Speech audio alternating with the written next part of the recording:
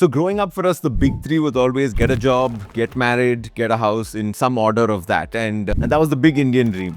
And if you did that with going to America, then you had the big NRI dream. But I think for this Gen Z, that goalpost has completely changed, especially when it comes to the job or work. It's no more just get a job. They want so much more. And it's something that is so true. When you think of 70% of Gen Z today, love working for organizations that contribute back in some way, shape or form, however that is. And the challenge for a lot of founders, managers, people who run teams is how do you build an org or a team that seems that it's bigger than just coming to work and filling an Excel sheet out. And the question I have is this whole, we need to add purpose to work, really just Instagram, LinkedIn trend of the day that we want to swipe by, or is it actually something we need? That's a great question. In the book Sapiens, Harari talks about what sets us apart as humans when you compare us with other species, right? And he talks about how we survived and thrived, not because we were the fittest, because obviously we were not the fittest or the strongest, or not even our intelligence. He says what sets us apart is the ability we had to create and believe in stories. He calls it shared narrative. And when we build that shared narrative, what it helped us to do is it helped us to organize ourselves as species. And it helped us to collaborate. And that's how we build civilizations. We have this innate ability to take the facts around us and imagine a future. And that's nothing but what we call theory of change. And when you take the theory of change and open it up to a broader group, you're saying, hey, this is what the future can be if we succeed in what we are doing. And that is what great companies are very good at doing.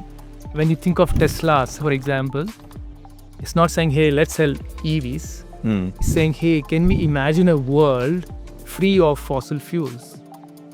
When Sundar Pichai was working on Chrome, his purpose statement was, can we make browsing as easy as flipping a magazine? So you're saying it's more than just branding? Absolutely. Because Zerodha also has this. They want to see more than a platform.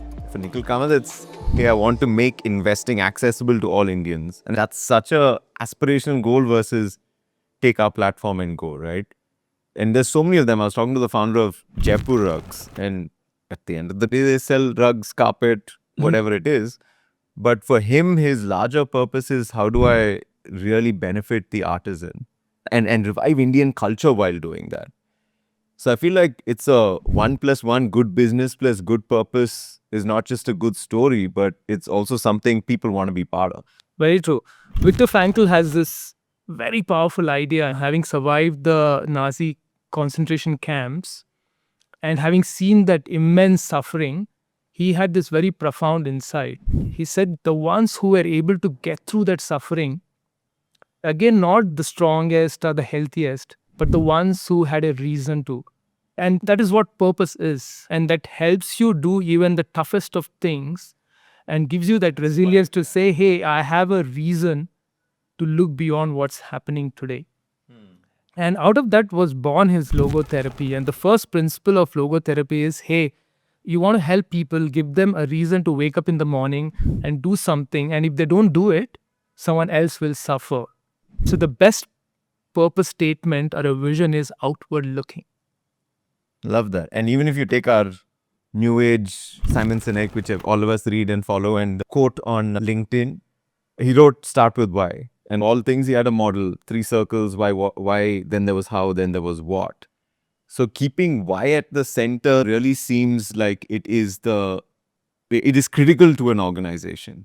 For us, we've also been able to do it in some way, shape or form in the last thing. You do it a lot better than I do because you're a better storyteller. I just crack jokes or try to. But even just getting our staff together every 6 months, 2-3 days together away from work, and just telling stories about where we're at, about where we're going. That narrative aligns everyone saying, this is where we're going. I want to be on this ship heading in that direction. That larger purpose that I'm not just managing everyday drama, doing an appraisal, whatever it is. That really helps. The second thing that we found helps is, okay, you have these big moments of creating a space for storytelling, but you also have small moments. We end every meeting with what's called a launch, a positive statement or something like that. That really helps. So you have these larger moments, and then you have these smaller moments that marry together that keeps people focused on where we're going. Very nice.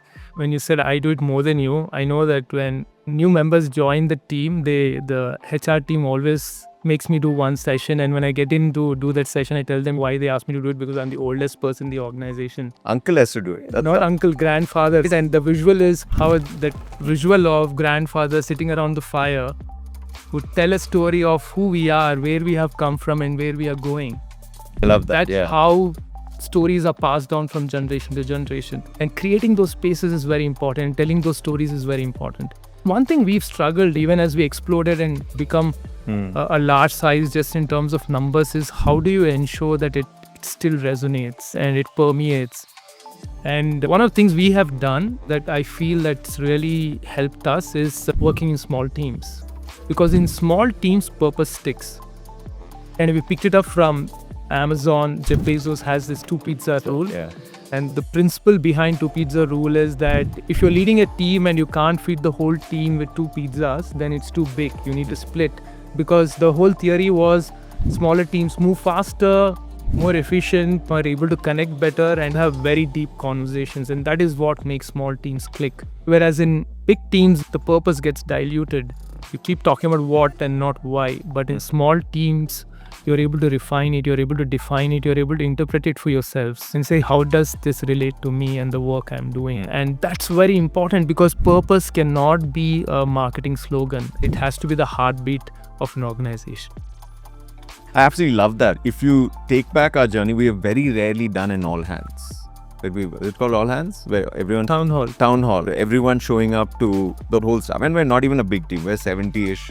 And we've never tried to put 70 in a room and do this is the future. A lot of times our vision casting, especially because we work remote, our buy-in to the team of what's next is all in small teams. It's in small groups. And sometimes we're doing the same sort of pitch 6-7 times because there's something about that small team that works. Yeah. And the magic of, hey, you want to mix up both doing it as a large organization and as small teams is what founders can build teams and organizations that have purpose.